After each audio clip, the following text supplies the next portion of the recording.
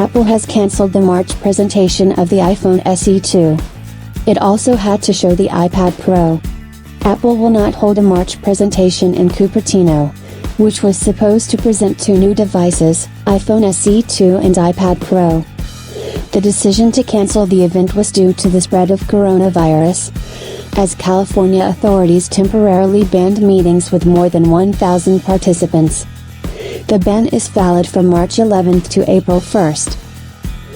According to Forbes, the cancellation of the presentation was also affected by delays in production caused by the quarantine regime in East Asia.